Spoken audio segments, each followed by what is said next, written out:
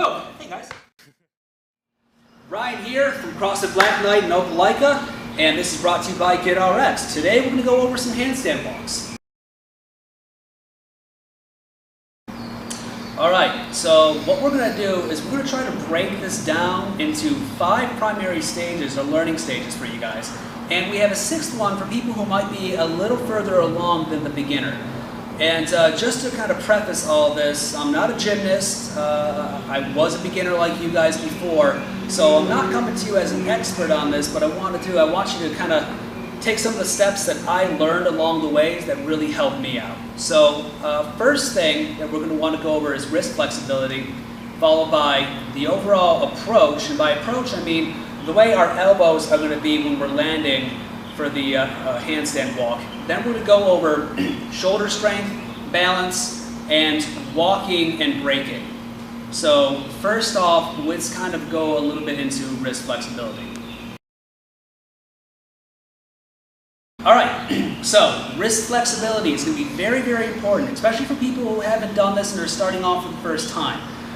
Anybody who's familiar with the Olympic lifts, you know that your wrist needs to be bent back. If it's not, it's going to drive your elbow down and you're going to fall forward. Well, same thing we're going to be concerned with here when we're doing handstand walks. If your wrist is inflexible and it's staying at this angle when you're hitting the floor, you're likely to lean back and you're going to try to overcompensate by kicking your legs forward, so you're going to topple one way or the other if your wrists are inflexible.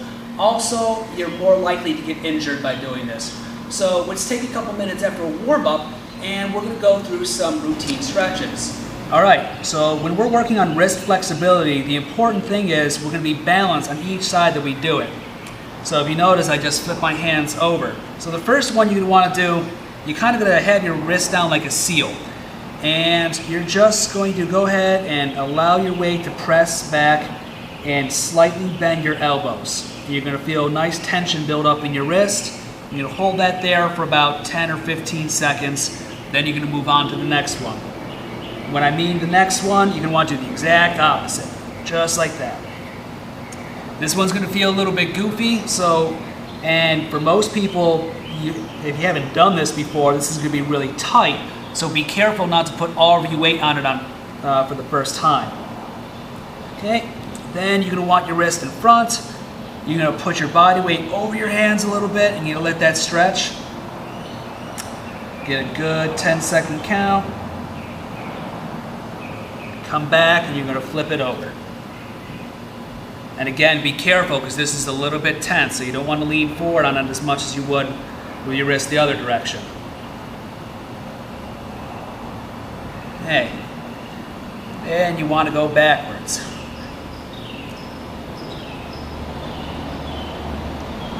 Out and here.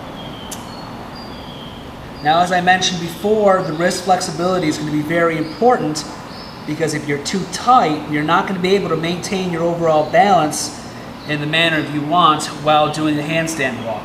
Alright, so those are some of the basic beginning stretches you would do to improve your wrist flexibility. Don't just do it the one time through like I just showed now, but do it maybe 2 or 3 times through with about 10 seconds each. Alright, so now our wrists are nice and loose and they're flexible, so we don't have to worry about them being too stiff when we hit the ground. So the second part of our handstand walk here is going to be the approach. Now, what I mean by the approach is we're going to want to work on our elbows being straight and our shoulders being straight and tight. We don't want to receive ourselves in a loose position. So let me demonstrate it one time first, and then we'll go into some more of the mechanics that are involved with it. So arms up, elbows straight, tight shoulders, up, and then down. Alright, so that was just the first demonstration of this. And if you notice, what I did was I went up against the wall. So if I'm not comfortable enough to be able to catch myself in midair, this is a really good learning technique just to get comfortable with learning how to approach properly during a handstand walk. And one of the common mistakes that happen with people who are beginning is they want to have they start with their arms down here. And when they start with their arms locked and down here, you have to swing at a much greater angle and velocity to hit the wall. And just to demonstrate, if I start here, I have not as much control. But if I have my arms up over my head, tight, it was nice, it was a fluid motion, and I have much more control while I'm doing that. And with the wall right here, you don't get as much of the idea that I'm trying to portray. If I take the wall away and I do those two different, one I'm toppling over, one I'm going to be able to catch myself. You fall over here, you're going to be much more controlled if you start off with your hands up here. So you're nice and tight through when you're coming over. All right, so another common problem when you're trying to receive yourself in this approach is people will have soft elbows or soft shoulders. And that's going to absorb some of the power when you're trying to kick over.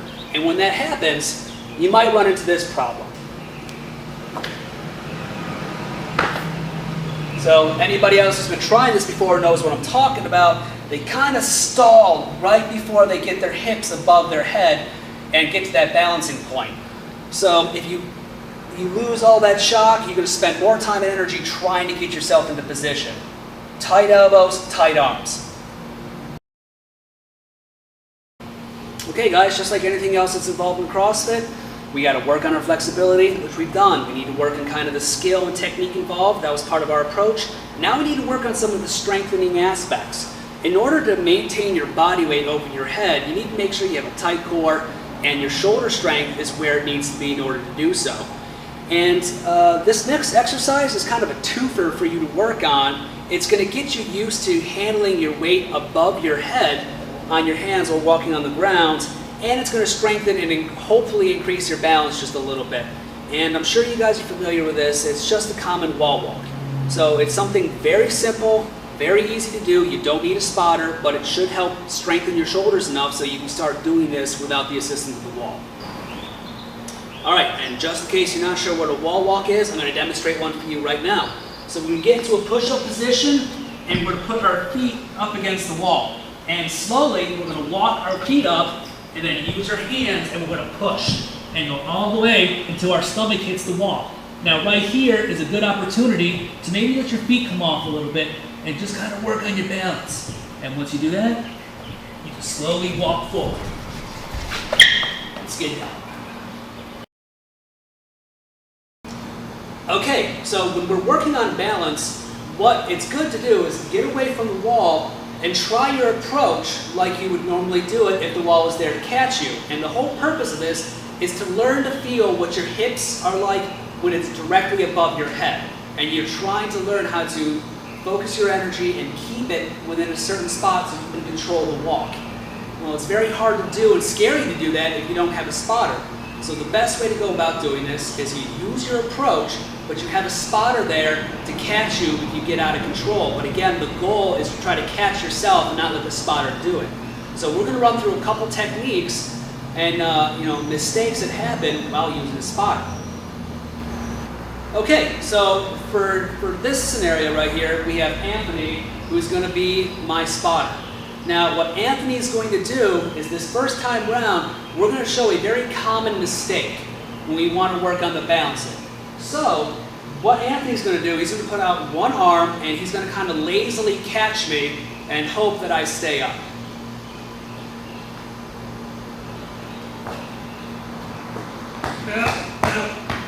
And that's what's going to happen. You're going to fall or he's going to hurt himself.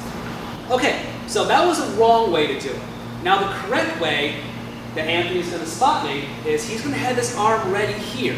But instead of having it lazily ready, hoping that I'm going to catch myself, he's going to assume that I'm going to fall the full way. So he's going to be ready to brace with this arm.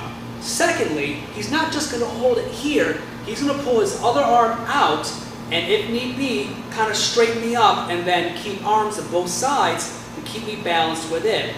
And when you're working on this portion of the technique, you're just trying to find your balance. And once you can kind of find your balance, then you want to progress to walking. So right now, let's have Anthony demonstrate the proper way to spot this, and I'm going to demonstrate the proper way to kind of kick up into this and try to find my balance.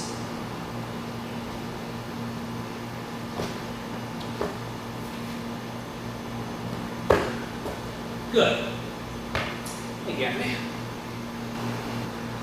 Okay, good. So hopefully at this point, you guys are now a little bit more comfortable with your spotter and with yourself kind of kicking up when you're not against the wall.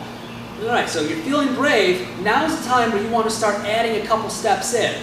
But you're not going to want to quite do it alone yet because you don't want to bail out. So you're going to have your spotter here help you walk through. So we're going to start back here. Anthony's going to be spotting me, and he's going to help me across the screen.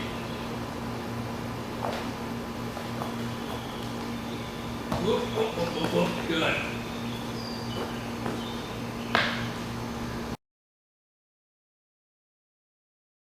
All right, so right now we're probably feeling a little bit more comfortable working in that approach, getting a little bit balanced, and not working with the wall, working with our partner. Now that, let's say, we're progressing to a level that we can work by ourselves, you guys want to be able to control the speed of your handstand walk. So this next part, we're going to kind of go over skills on trying to accelerate your speed and kind of break it. All right, and in order to do so, it's real simple physics. When you get into the handstand walk, the more you let your legs and your hips fall forward over your head, the faster you're going to be able to walk, providing that your hands can keep up with the speed. If you feel yourself going a little bit too fast, you're going to need to slow down. A way to do that is you lift your head up at the bottom of the handstand. That way, it's going to force your hips back and you slow down a little bit. Okay, so next what I'm going to try to do is demonstrate to you just the handstand walk, a slight acceleration, and then the deceleration using the head. Now, when you watch it on film, it's really tough to see because any little bit of movement is going to throw you off. But it's really subtle, and if you just move your head up a little bit, it's going to be enough to break. And you get your hips over just a little bit, it's going to be enough to cause you to speed up. So remember, when you're practicing this, it's not dramatic movement. Dramatic movement is going to cause you to fall over, topple over, hurt yourself, and possibly get embarrassed. So it's subtle movements and subtle changes that's going to cause acceleration and deceleration.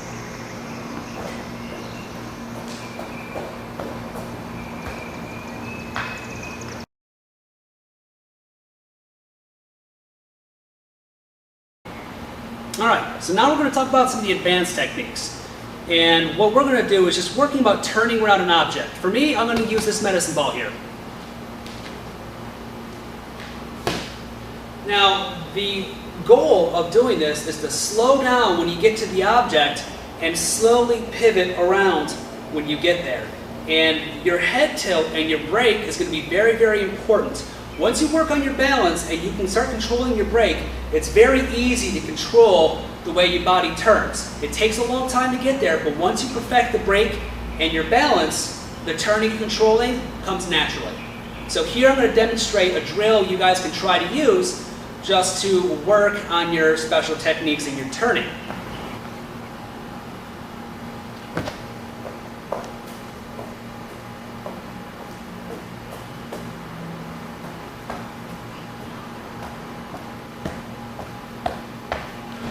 All right, guys, just a quick recap of what we covered today. We worked on wrist flexibility, the overall approach, shoulder strength, balance, walking and braking, and some advanced techniques. So, if you have any questions, feel free to comment on the video or send us an email over at CrossFitBlackKnight.com, and hopefully we'll be back to you guys soon with some more goodies from Get Rx.